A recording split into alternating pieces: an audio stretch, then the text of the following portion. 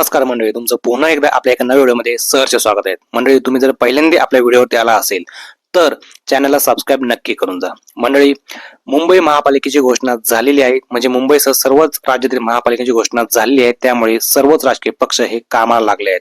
त्यातच 3 दिवसांपूर्वी राज ठाकरे उद्धव ठाकरे यांची तब्बल 18 वर्षानंतर युती झाली. त्यामुळे राज्याच्या राजकारणामध्ये एक नवा ट्विस्ट आता निर्माण झालेला देखील आहे.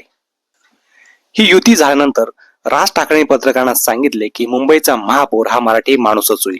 त्यानंतर जागा वाटपाचा फॉर्म्युला हा निश्चित झालेला नाही, त्यामुळे राज ठाकरेंनी त्यावरती बोलणं टाळलं. मात्र काल संजय राऊत यांना प्रश्न विचारण्यात आला की तुम्ही मुंबई महापालिकेमध्ये किती जागा जिंकशाल. त्यावर संजय राऊत असे म्हणाले की आम्ही मुंबई महानगरपालिकेमध्ये जवळजवळ 100 जागा क्रॉस करू, म्हणजे आम्ही आमचं शतक पूर्ण करू.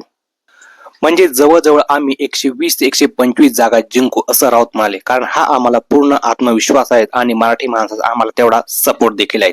त्यामुळे आता येणाऱ्या महापालिकेत निवडणुकीमध्ये मुंबईमध्ये उद्धव ठाकरे व राज ठाकरे यांना किती जागा मिळतील हे बघणं उत्सुकास्पद असेल. त्यातच भाजप एकनाथ शिंदे गट एकत्र लढल्यानंतर त्यांनाही किती जागा मिळतील किंवा जिंकतील हे बघणं सुद्धा उत्सुकास्पद ठरेल. त्यामुळे आता येणाऱ्या महापालिके निवडणुकीमध्ये मुंबईचा महापौर कोण होईल, मुंबईवरती कोणत्या पक्षाचा झेंडा फडकेल हे बघणं म्हणजे अख्खा देश या गोष्टीकडे आता बघत आहे. त्यामुळे आता बघूया कोण किती जागा जिंकतोय, कोण किती जागा लढतोय.